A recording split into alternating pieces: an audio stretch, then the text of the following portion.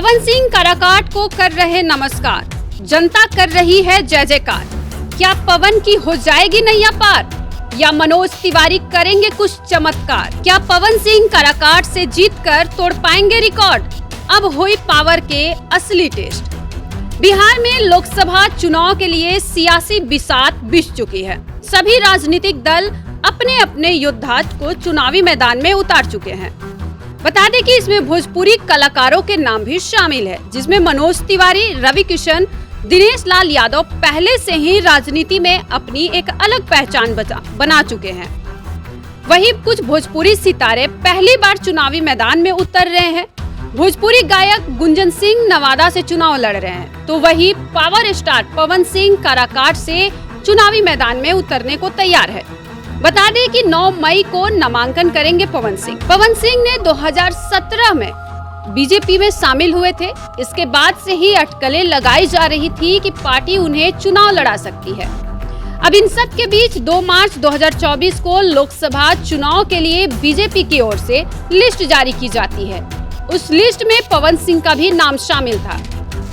Party ने उन्हें पश्चिम बंगाल की आसनसोल संसदीय सीट से उम्मीदवार बनाया था। लिस्ट में नाम आने के बाद पवन सिंह ने बीजेपी नेतृत्व को इसके लिए धन्यवाद भी दिया था।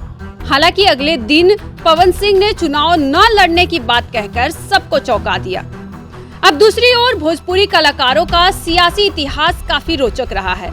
बता दें कि चुनावी मैदान में उतरने वाला कोई भी भोजपुरी कलाकार पहली बार में जीत नहीं पाया है। सभी को हार का सामना करना पड़ा है। अब सवाल यही उठ रहा है कि क्या पवन सिंह काराकाट से पहली बार में ही चुनाव जीत पाएंगे?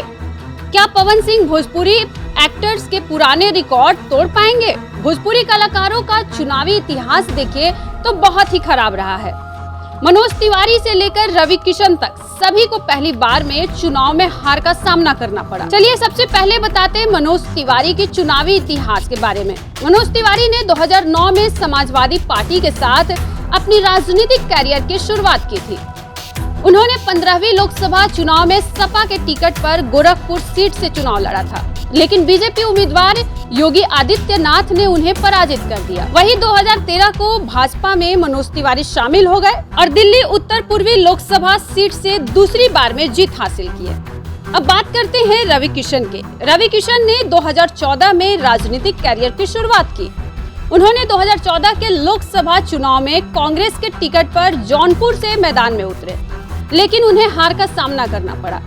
इस सीट पर उन्हें केवल 4% ही वोट मिले थे। वे 6ठे स्थान पर रहे।